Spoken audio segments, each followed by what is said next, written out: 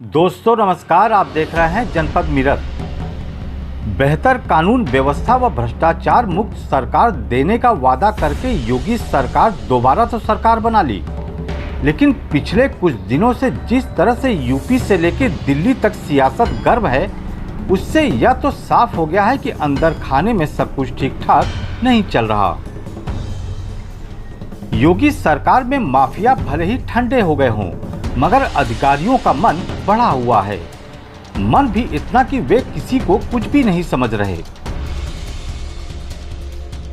पिछले कुछ दिनों से यूपी में अधिकारियों की मनमानी के चलते जिस तरह से जनप्रतिनिधियों की उपेक्षा हो रही है और उन बेलगाम अधिकारियों पर कोई कार्रवाई नहीं हो रही है, अब यह जगजाहिर होने लगा है। सोनभद्र में ओवरलोड चेकिंग के दौरान बंद ट्रकों को जिस तरह से परिवहन माफिया फर्जी रिलीजिंग ऑर्डर दिखा के छुड़ा ले गए और प्रशासन से लेकर पुलिस तक को भनक तक नहीं लगी। इस मामले को आरटीओ मिर्जापुर भले ही गंभीर बता रहे हों, मगर सोनभद्र के आरटीओ के लिए यह कोई बड़ी बात नहीं है। आरटीओ सोनभद्र का एक ऐसा बेतुका बयान आया है जिसे सुनकर आप भी समझ जाएंगे कि योगी सरकार में तैनात अधिकारी कितने बेलगाम हो चुके हैं। परिवहन माफियाओं द्वारा सरकार को कई सौ करोड़ का चूना लगाए जाने के बाद भी सोनभद्र आरटीओ के चेहरे पर न कोई सिकन है न कोई अफसोस, बल्कि उन्हें तो इस बात की तसल्ली है कि जब फर्जीवाड़ा आरबीआई में फर्जी नोट को लेकर हो सकता है तो यह घटना कोई बड़ी घटना नहीं है। काफी नहीं हुई है, कुछ हुई है, उनके खिलाफ एफआईआर वगैरह होगा।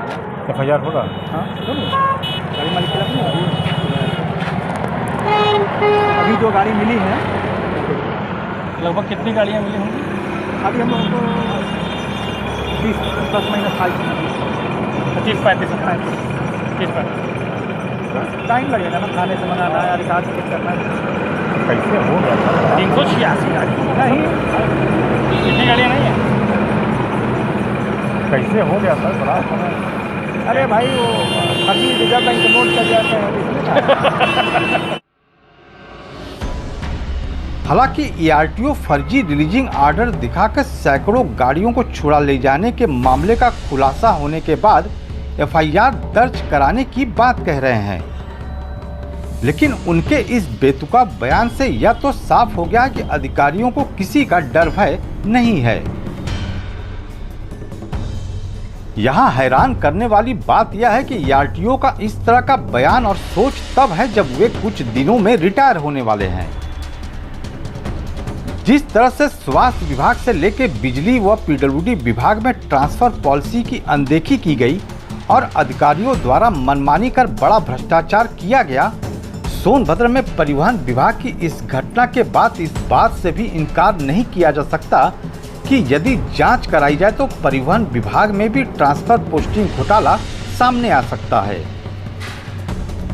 क्योंकि अब इस बात को लेकर चर्चा शुरू हो गई है कि आखिर लंबे समय से आरटीओ प्रशासन का पद खाली चल रहा है, उसे क्यों नहीं भरा जा रहा।